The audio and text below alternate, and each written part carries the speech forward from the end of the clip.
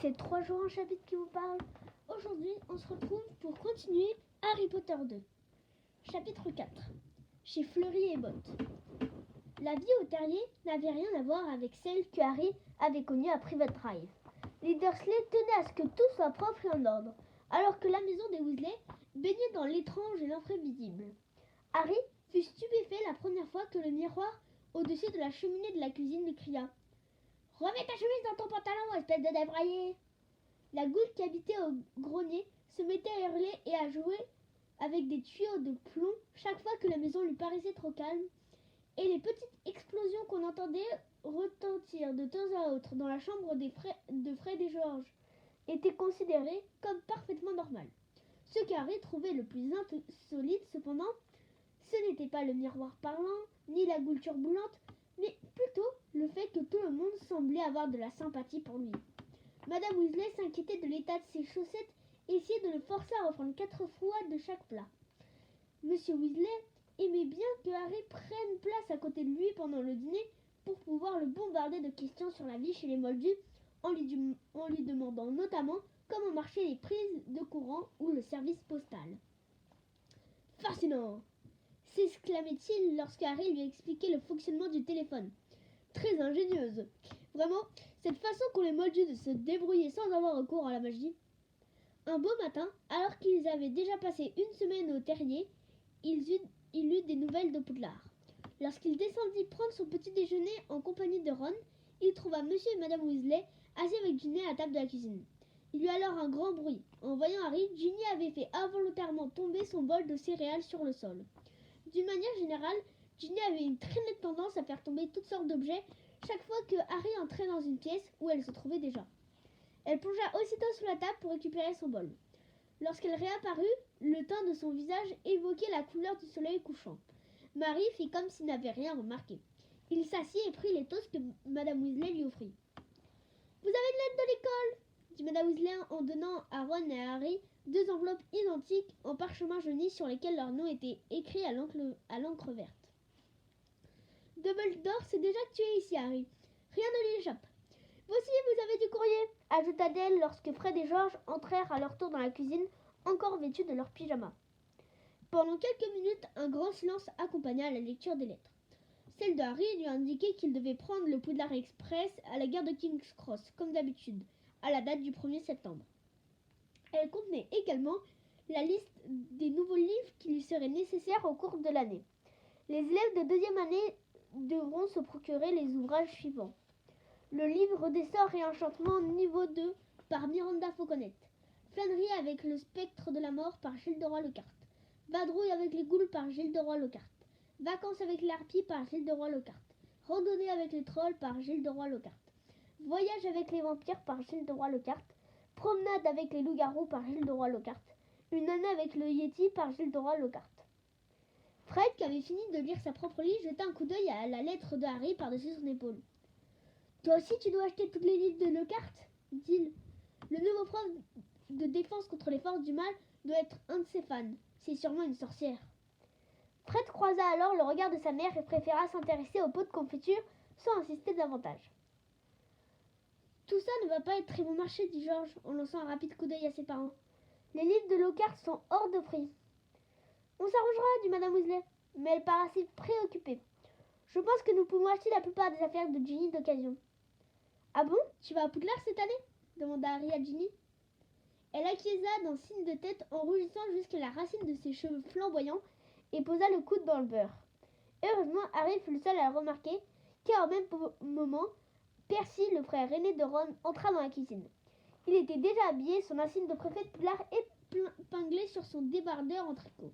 « Bonjour tout le monde !» dit-il d'un ton énergique. « Belle journée !» Il s'assit à la seule place libre, mais il se releva d'un bond en ôtant de sa chaise un vieux plumeau gris. Ce fut tout au moins ce que Harry crut voir jusqu'à ce qu'il s'aperçoive que la chose respirait. « Errol !» s'exclama Ron en prenant le hibou inerte dans ses bras et en enlevant la lettre glissée sous son aile. « Enfin, il rapporte la réponse d'Hermione. Je lui ai écrit pour lui dire qu'on allait essayer de te délivrer chez les Dursley. » Il porta Errol jusqu'à son perchoir fixé à la porte de derrière et essaya de le poser dessus, mais le hibou retomba aussitôt et Ron dut l'étendre sur la paillasse de l'évier. Lamentable, marmonna-t-il. Il ouvrit ensuite la lettre d'Hermione et lut à voix haute. Cher Ron et Harry, si tu es là, j'espère que tout s'est bien passé, que Harry va bien et que tu n'as rien fait d'illégal pour le sortir de là.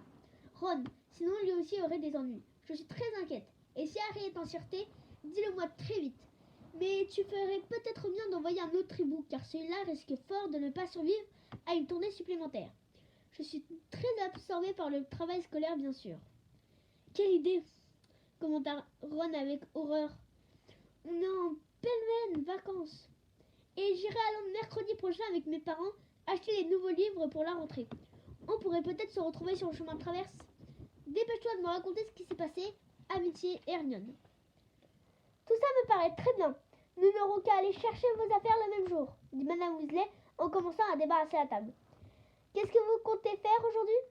Harry, Ron, Fred et George avaient l'intention de monter sur la colline où les Weasley possédaient un petit pré entouré d'arbres qui le cachaient à la vue des habitants du village.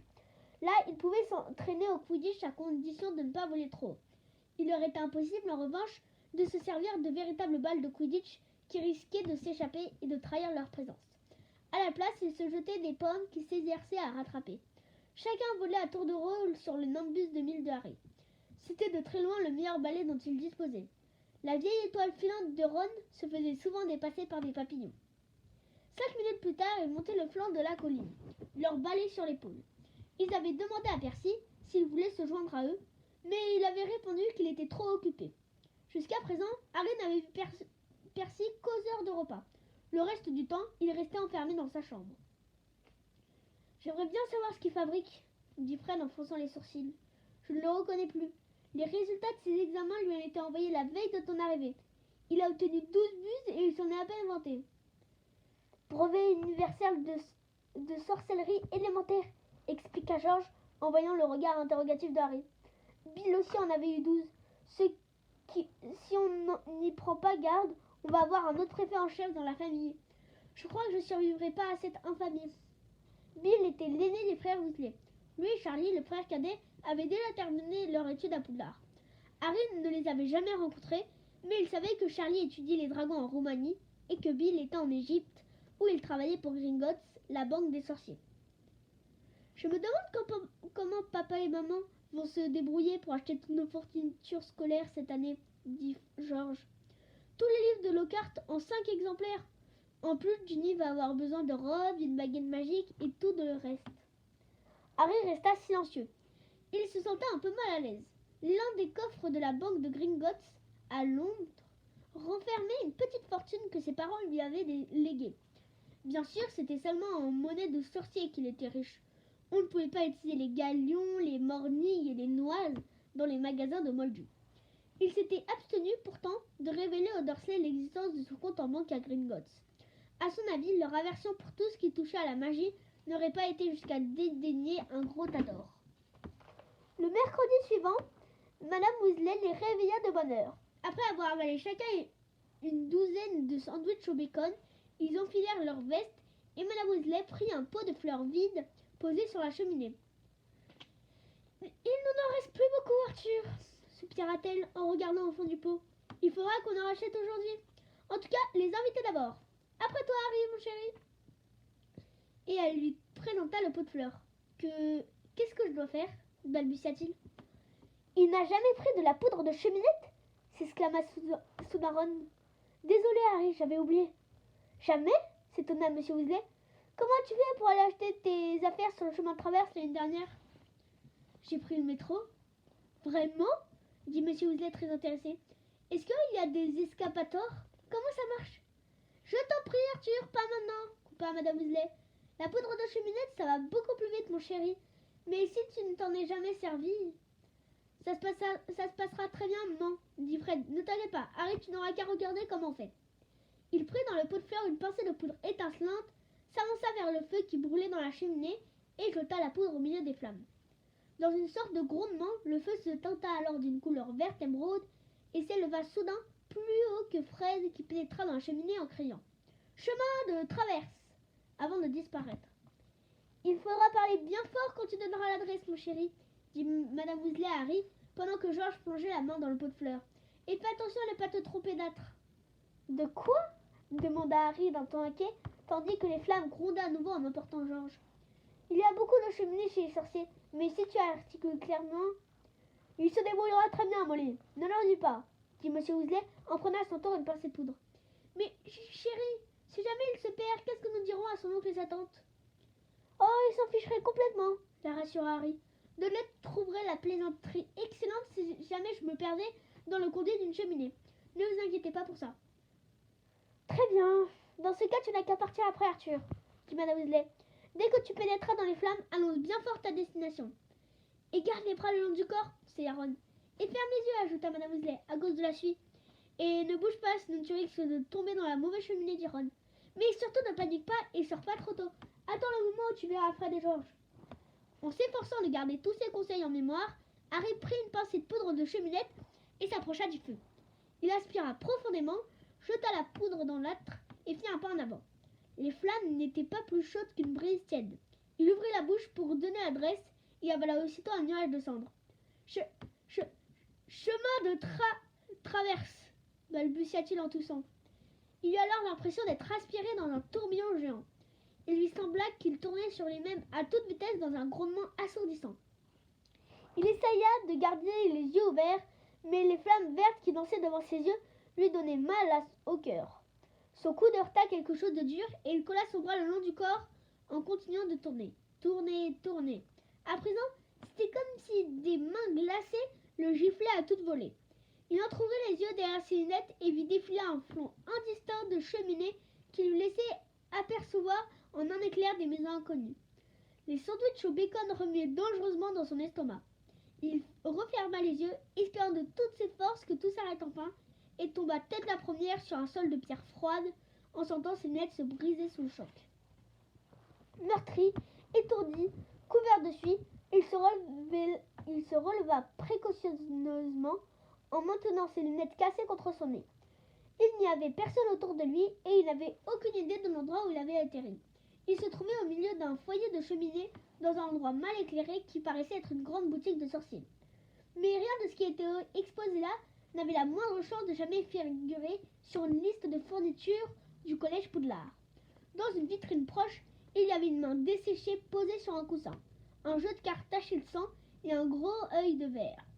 Des masques sinistres accrochés au mur semblaient jeter des regards sournois. Un assortiment d'ossements humains était disposé sur le comptoir et toutes sortes d'instruments pointus et rouillés pendaient du plafond. Pire encore, la rue étroite et sombre qu'Harry apercevait de l'autre côté de la vitrine n'avait strictement rien à voir avec le chemin de traverse. Il fallait sortir d'ici au plus vite. Le nez toujours douloureux après sa chute, Harry se glissa silencieusement vers la porte de la boutique. Il n'était encore qu'à mi-chemin lorsqu'il aperçut à travers la vitrine deux silhouettes qui s'apprêtaient à entrer. Or, l'un des deux arrivants était la dernière personne qu'il aurait voulu rencontrer dans l'état où il se trouvait, égaré, couvert de suie et les lunettes cassées. Il s'agissait en effet de Drago Malfoy. Harry jeta un bref coup d'œil autour de lui et repéra une grande armoire noire à sa gauche.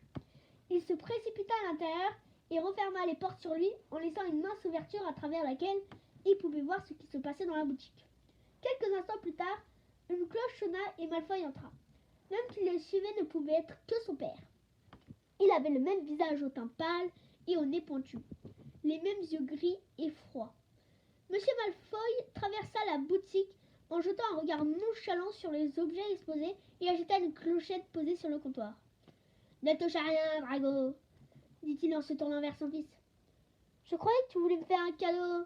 répondit Malfoy, qui avait tendu la main vers l'œil de verre. « Je t'ai dit que j'allais t'acheter un balai de cours !» dit son père en se tapant des doigts sur le miroir. « À quoi bon si je ne suis même pas dans l'équipe de collège ?»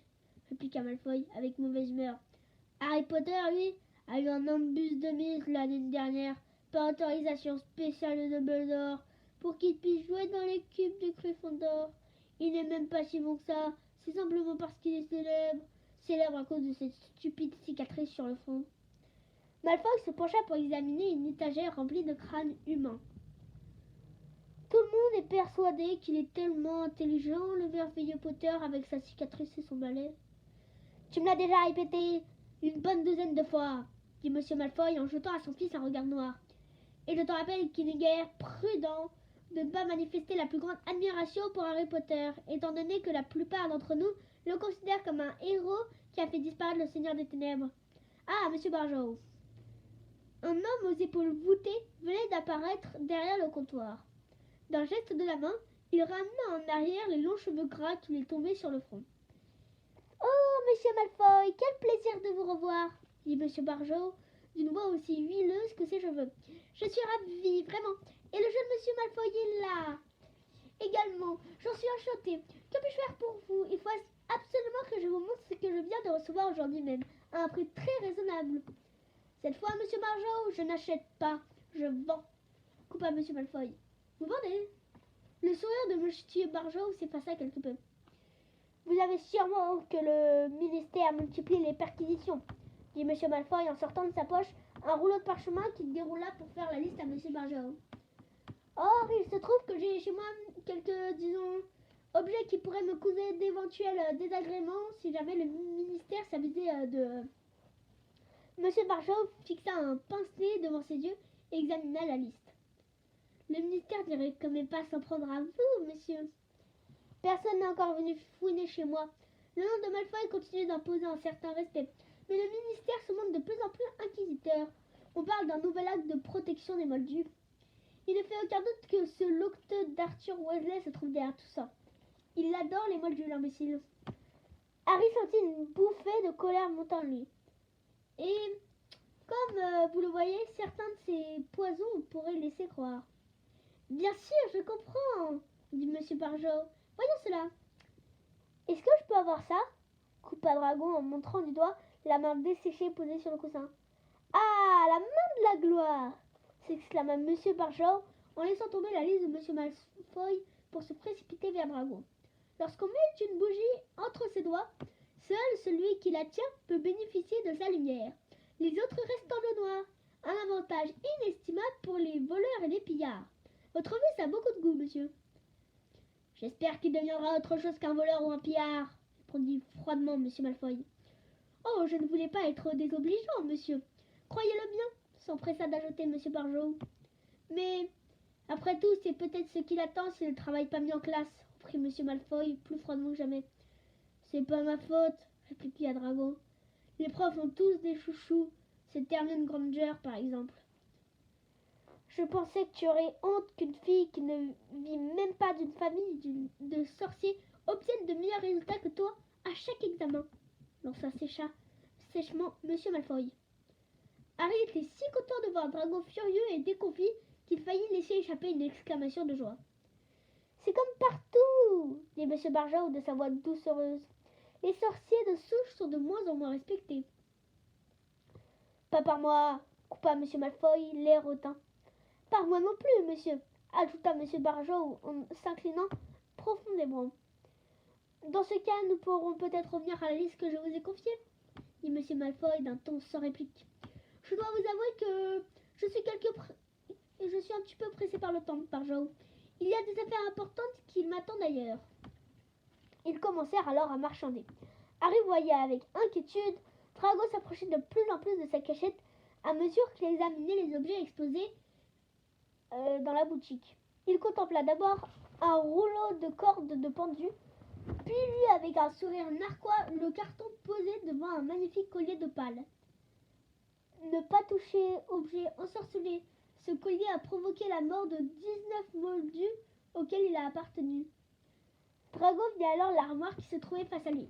Il s'avança, tendit la main vers la poignée de la porte. « Marché conclu !»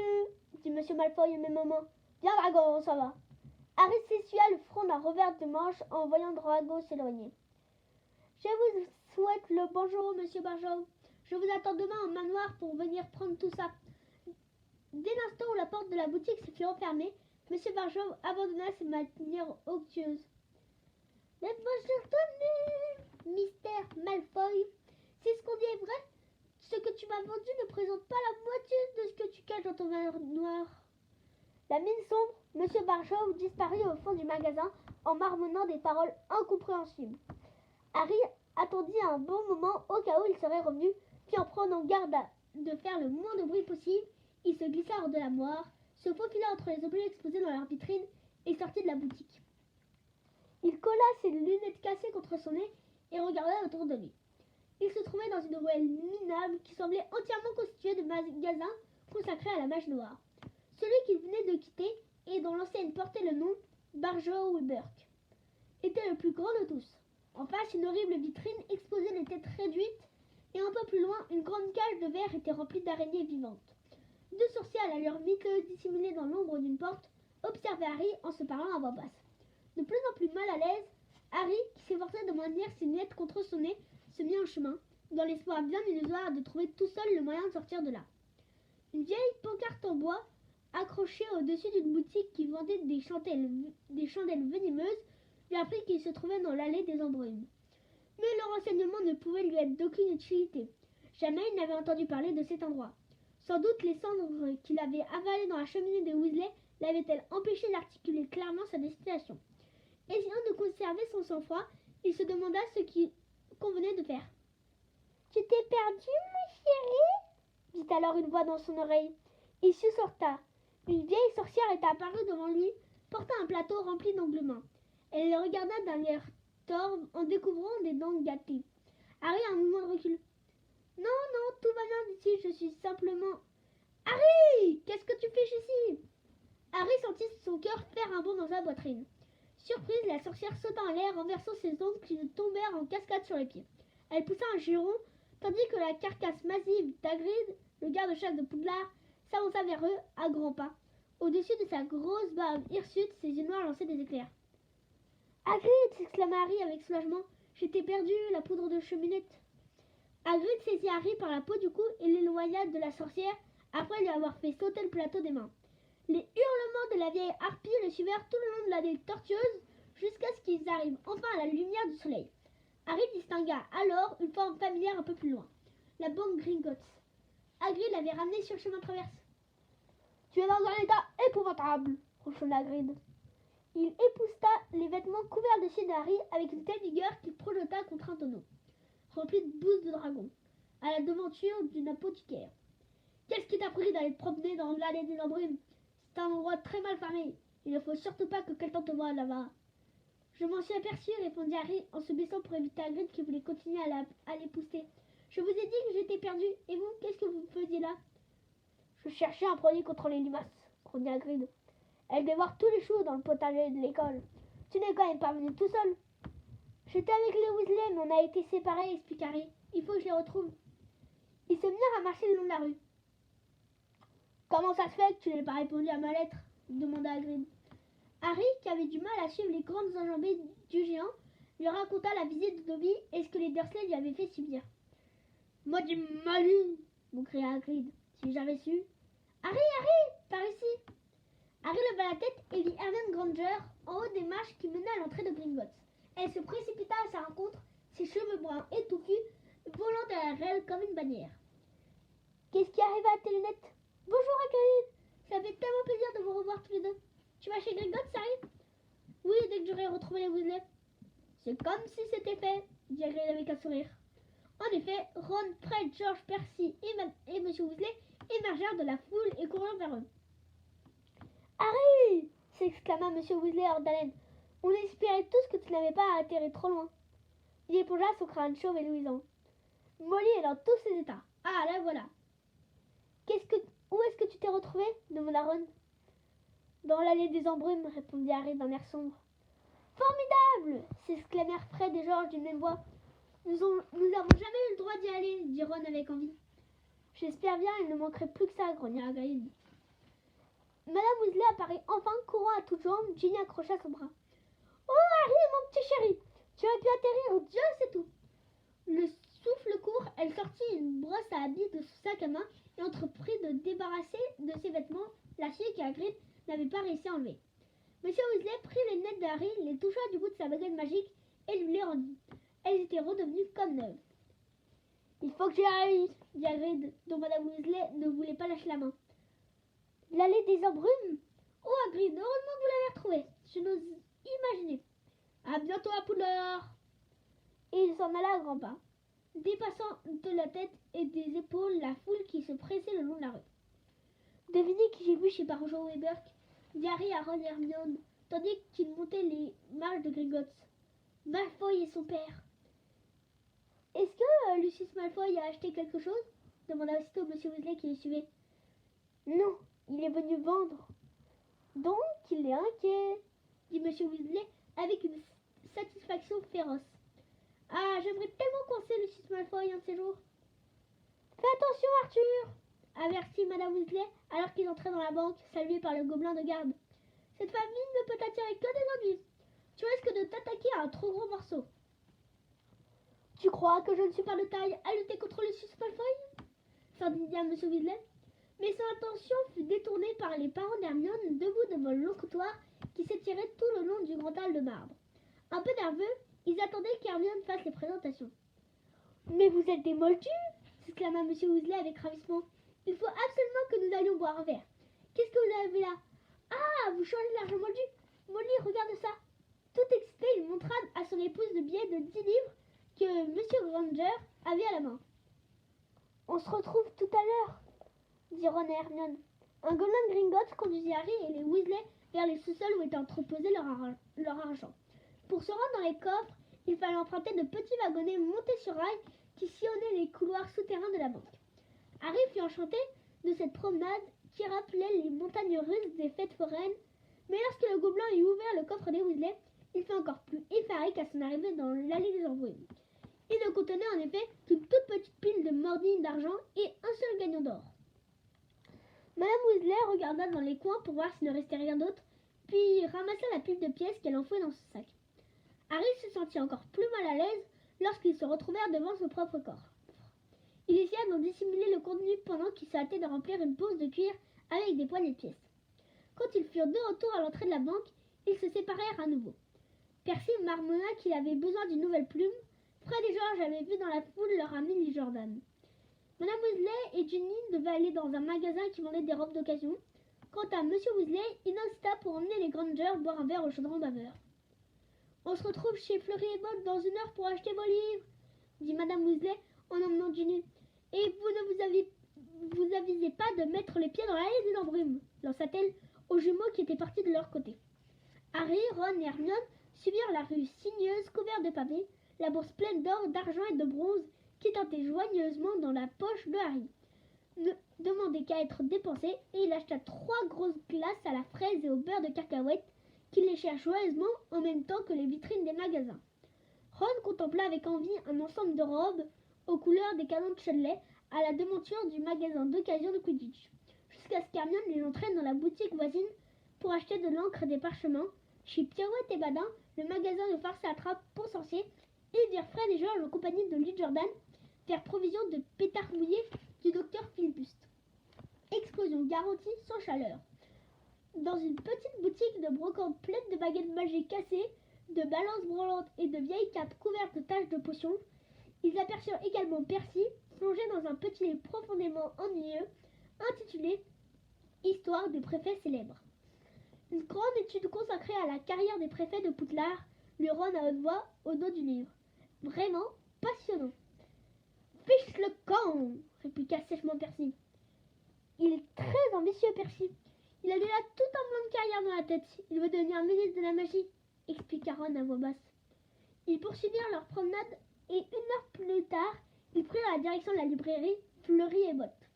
Ils n'étaient d'ailleurs pas les seuls à s'y rendre. Lorsqu'ils arrivèrent à proximité, ils virent à leur grande surprise une foule immense qui se pressait à la porte du magasin. La cause de cette affluence s'étalait en grosses lettres sur une banderole accrochée à la façade. Aujourd'hui, de 12h30 à 16h30, Gilles de Rois-Lockhart dédicacera son autobiographie « Moi, le magicien ». « On va pouvoir le rencontrer » s'écria Hermione. « C'est lui qui a écrit à peu près tous les livres de la liste. » La foule était essentiellement composée de sorcières de l'âge de Madame Weasley. Le sorcier libraire, visiblement épuisé, qui se tenait à l'entrée, essayait de modérer l'ardeur des admiratrices. « Du calme, mesdames, s'il vous plaît, ne poussez pas. Attention aux livres. » Harry, Ron et Hermione parvinrent à se glisser à l'intérieur de la librairie. Une longue queue s'étirait sur toute la longueur des magasins, au fond duquel Gilles de Rois-Lockhart faisait signer ses livres. Tous trois prirent un exemplaire de Faneret avec le spectre de la mort et se faufilèrent le long de la queue jusqu'à l'endroit où attendaient les Weasley en compagnie de Monsieur et Madame Granger. « Ah, vous êtes là. Très bien, dit Madame Weasley. Elle avait le souffle court et ne cessait de se tapoter les cheveux pour les maintenir en place. On va bientôt le voir. Lorsque la file avança, ils aperçurent Gilles de Roy-Lockhart, assis à sa table, entouré par de grandes photos de lui qui lançaient des clins d'œil à la foule avec un sourire aux dents étincelantes. Le vrai Lockhart était vêtu d'une longue robe de sorcier d'un bleu myosotis parfaitement assorti à la couleur de ses yeux, et son chapeau pointu était posé un peu de travers sur ses cheveux ondulés pour lui donner l'air plus cordial. Un petit homme de mauvaise humeur lui tournait autour en prenant des photos avec un gros appareil qui laissait échapper un nuage de fumée violette chaque fois qu'il déclenchait son flash aveuglant. « Dégagez !» aboya le photographe à l'adresse de Ron en reculant pour avoir un meilleur rang. « C'est pour la galette du sorcier. »« Ce n'est pas une raison pour marcher sur les gens, » répliqua Ron, qui frottait son pied écrasé par le petit homme. Gilles de Roy-Lockhart avait entendu la scène. Il leva les yeux, vit Ron, puis Harry. Pendant un instant, il ouvrit des yeux ronds, puis bondit de sa chaise en hurlant. « Ma parole, ce n'est quand même pas Harry Potter ?» Un chuchotement fébrile s'éleva de la foule qui s'écarta, tandis que Lockhart se précipitait sur Harry, l'attrapait par le bras et l'entraînait vers sa table sous les applaudissements dorés. Harry avait les joues en feu. Lorsque Lockhart lui serra la main pour l'objectif du photographe, qui mitraillait comme un fou en projetant une épaisse fumée sur les Weasley. « Fais-nous un bon sourire, Harry !» dit Lockhart à travers ses dents étincelantes largement exhibées. « Toi et moi, on va faire la une. » Quand il lâcha enfin la main de Harry, celui-ci ne sentait plus ses doigts. Il essayait de revenir vers les Weasley, mais Lockhart lui passa un bras autour des épaules et le tint fermement à côté de lui. « Mesdames et messieurs, dit-il d'une voix forte en demandant le silence d'un signe de main. Voici un moment extraordinaire, un moment idéal pour vous annoncer quelque chose que j'avais gardé secret jusqu'à présent. Lorsque le jeune Potter est entré chez Fleury et Botte aujourd'hui, il voulait simplement acheter mon autobiographie que je vais me faire un plaisir de lui offrir gratuitement. » La foule applaudit à nouveau.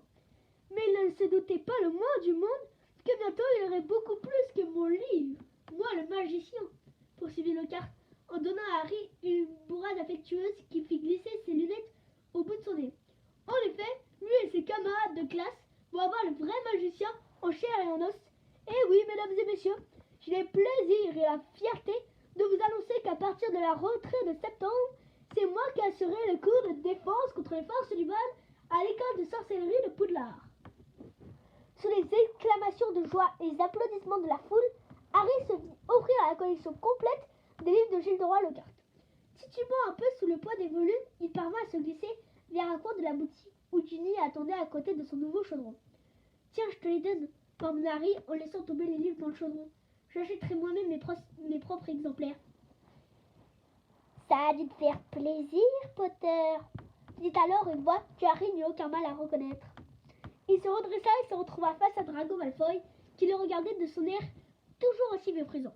« Le célèbre Harry Potter !» poursuivit Malfoy.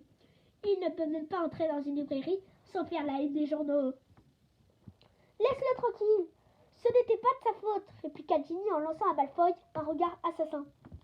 C'était la première fois qu'elle ouvrait la bouche en présence de Harry. « Alors, Potter, tu t'es trouvé une petite amie ?» ironisa Malfoy. Ginny devint écarlate tandis que Ron et Hermione les rejoignaient en se frayant un chemin parmi la foule, les bras chargés de livres de Lockhart.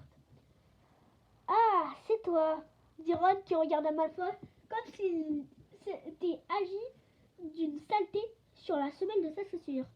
« Tu dois être surpris de voir Harry ici, non ?»« Ce qui me surprend le plus, c'est de te voir dans une boutique, Weasley, » répliqua Malfoy. « J'imagine que tes parents n'auront plus rien à manger pendant un mois après t'avoir acheté tous ces bouquins. » Ron devint aussi écarlate que Ginny.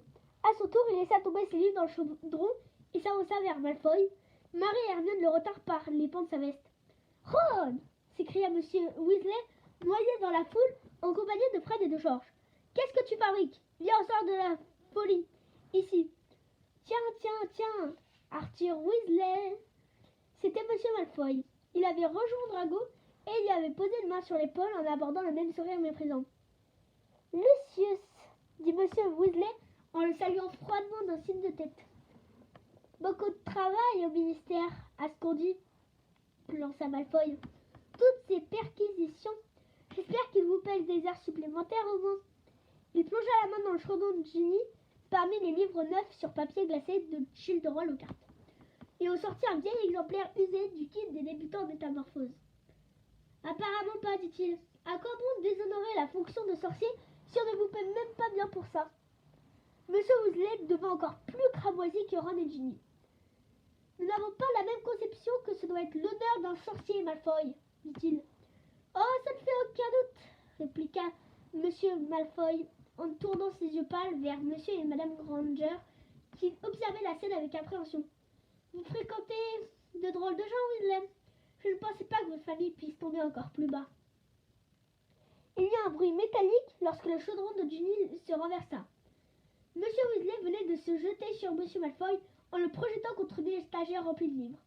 Des dizaines d'épées grimoires leur tombèrent sur la tête dans un grondement de tonnerre. « Vas-y, papa !» s'écrièrent Fred et Georges. Madame Weasley se mit à hurler. « Non, Arthur, non !» s'écria-t-elle. La foule recula en désordre, renversant d'autres étagères au passage. « Messieurs, s'il vous plaît, s'exclama un vendeur. « Allons, allons !»« Ça suffit !» dit alors une voix plus puissante que les autres.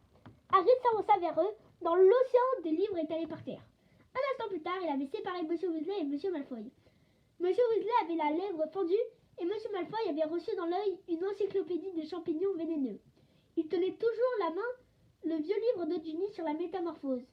Les yeux flamboyants de Harry, il lui jeta le volume. « Tiens, jeune fille, prends ton livre, dit à Ginny. Ton père ne pourra jamais rien t'offrir de mieux. » Il repoussa Hagrid, qui le maintenait à distance, fit signe à Drago le chiffre et s'empressa de sortir du magasin. « Vous auriez pu faire attention à lui, Arthur, dit Hagrid qui soulevait presque Monsieur Weasley du sol en voulant lui défroisser sa robe. Toute cette famille est pourrie jusqu'à la moelle. Chacun sait ça. Il ne faut jamais écouter ce que dit un Malfoy. Sale engeance. Allez, sortez. Venez, sortez d'ici. » Le vendeur fit mine de vouloir les empêcher de sortir, mais lorsqu'il s'aperçut qu'ils arrivaient à peine à la taille de Hagrid, il se ravisa. Ils se dépêchèrent de regagner la rue. Les Grangers tremblaient de peur. Madame Weasley, folle de rage. « Un bel exemple à donner aux enfants. Se battre en public. Je me demande ce qu'a dû penser Gilles de Roi Lockhart. » Il était très content, dit Fred. « Tu l'as pas entendu quand on est parti ?» Il demandait au type de la galette sorcier s'il pourrait parler de la bagarre dans son reportage. Il a dit que ça ferait une très bonne publicité. Mais l'humain n'était guère à l'allégresse sur le chemin du chaudron d'Aver, d'où Harry, les Weasley et tous leurs achats devaient rentrer au terrier par la poudre de cheminette. Dans le pub, les Grangers prirent congé et regagnèrent la rue, côté Moldu. Monsieur Weasley avait commencé à leur demander comment fonctionnaient les arrêts de bus, mais en voyant le regard noir de son épouse, il estima préférable de ne pas insister. Harry enleva ses lunettes qu'il mit à l'abri dans sa poche avant de prendre la poudre de cheminette. Ce n'était vraiment pas son moyen de transport préféré.